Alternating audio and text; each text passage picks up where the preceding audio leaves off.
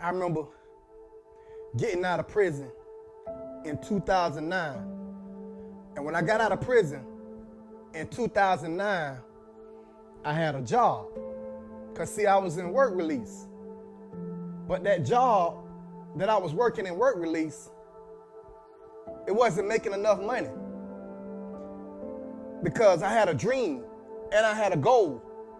Because when I was locked up in prison for that second time, and I couldn't believe that I was in there, I always wanted to be a successful rapper.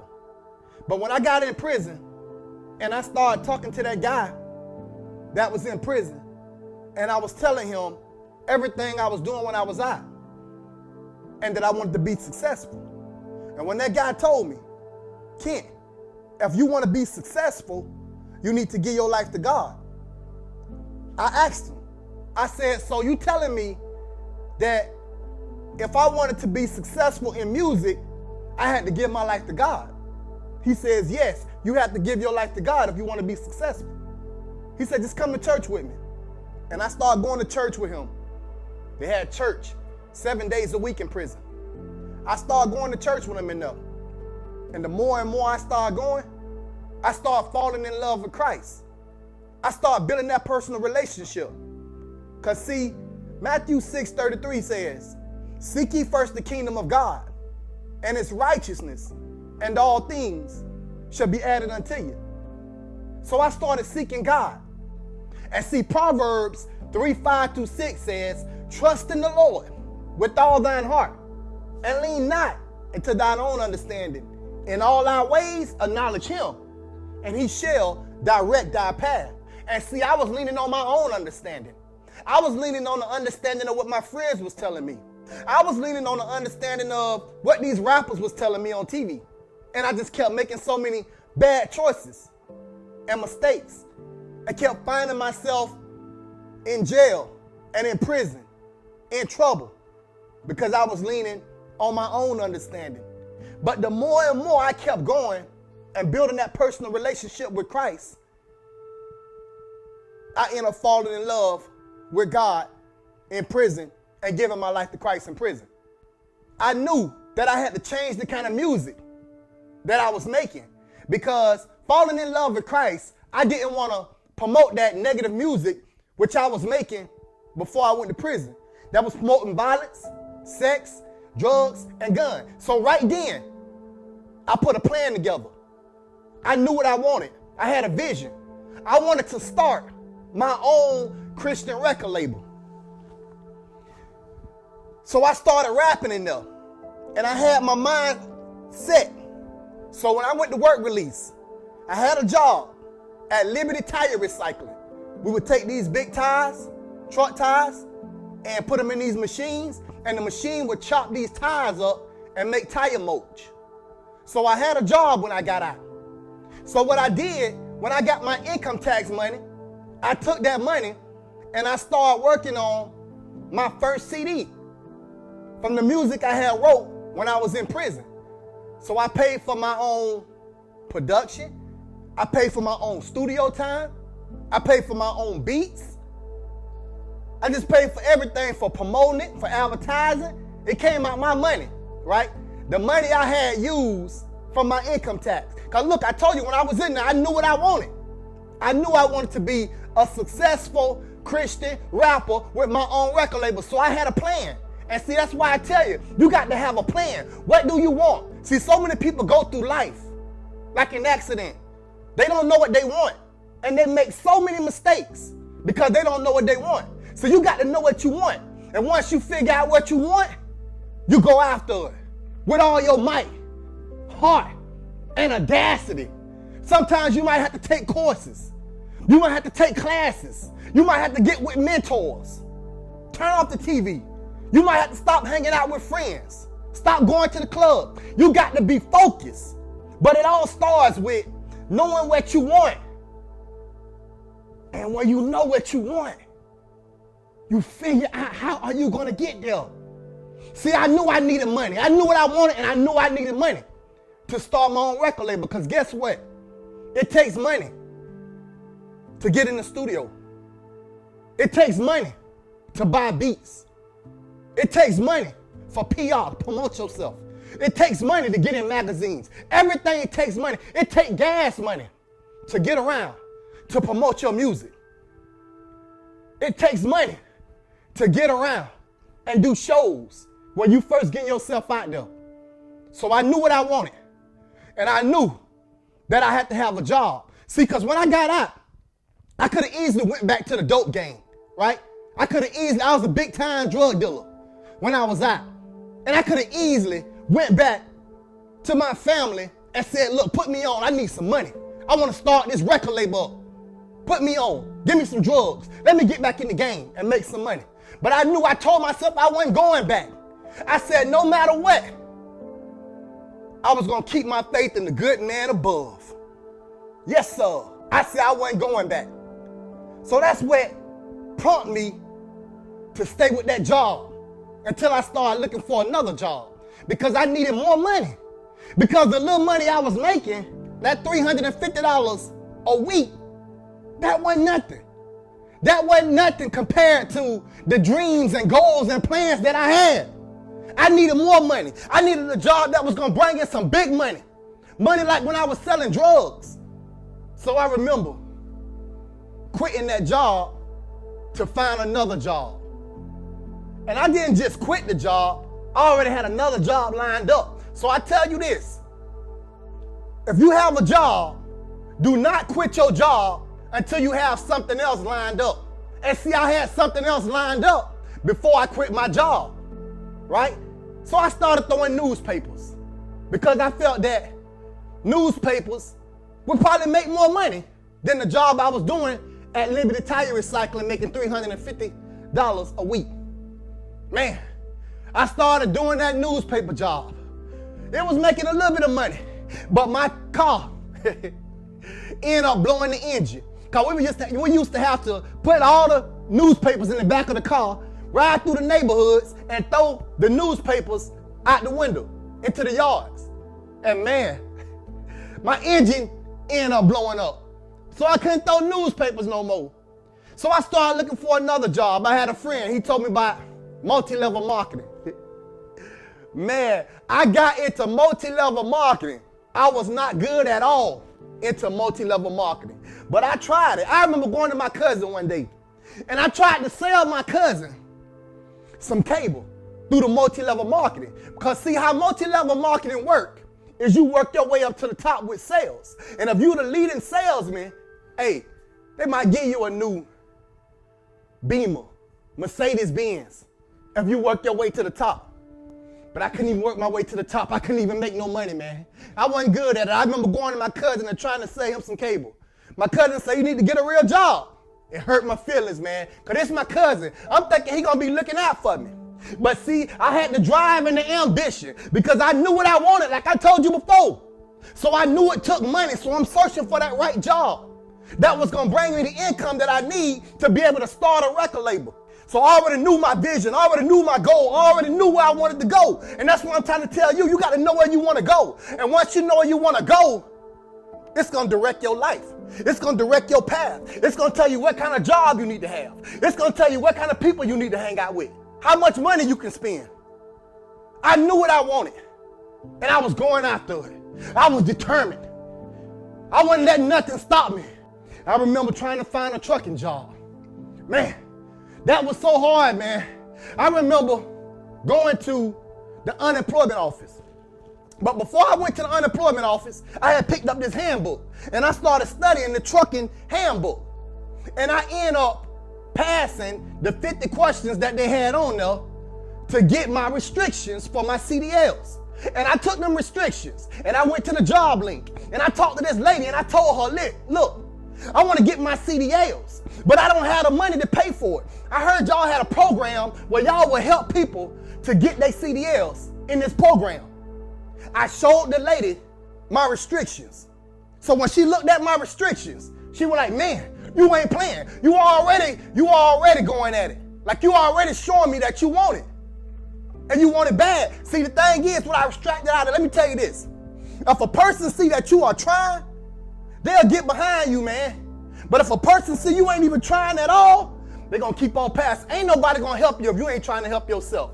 If you standing on the road and it's a car, you broke down on the side of the road and you just standing there, all kind of cars going to keep coming past you because you just standing there. They don't know what you want. They don't know what you're trying to do. They're going to just keep passing you. But if you get behind that car and start pushing it, somebody going to see you pushing that car and they're going to pull over and get behind it and start helping you to push it. That's just about life. When somebody see you trying, they will go to bat for you. They will help you. They will help push you. They will help you to get to your dreams and your goals. So this lady seen what I was doing with my CDLs.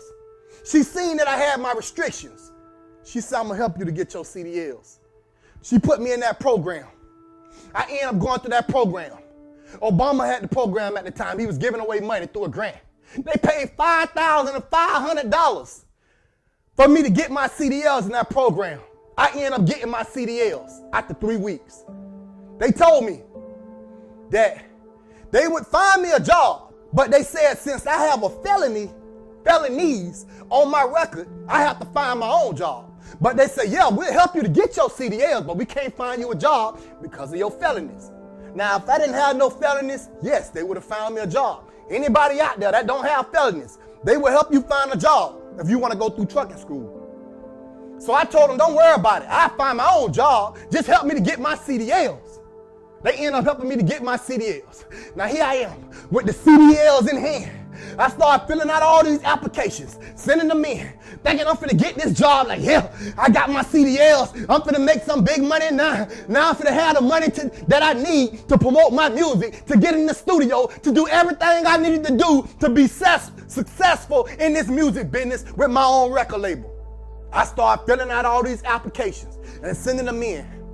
I must have sent out over 100 and something applications. Everybody was turning me down. Nobody wouldn't hire me. They were saying, kid, your felony got to be 5 years old. Some are saying 10 years old.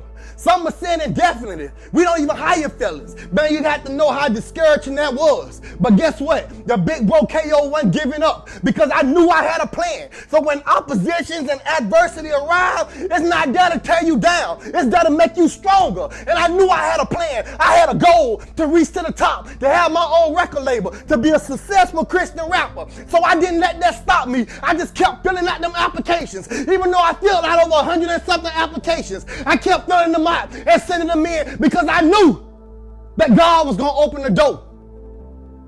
I knew that God was faithful. And if I kept trusting and believing in God, something was going to come open. And I ended up going to take a driving test to see if I could sign on with this company. How about when I went to take that driving test, I ended up failing that driving test. I had to pay for a refresher course. I called him and asked him.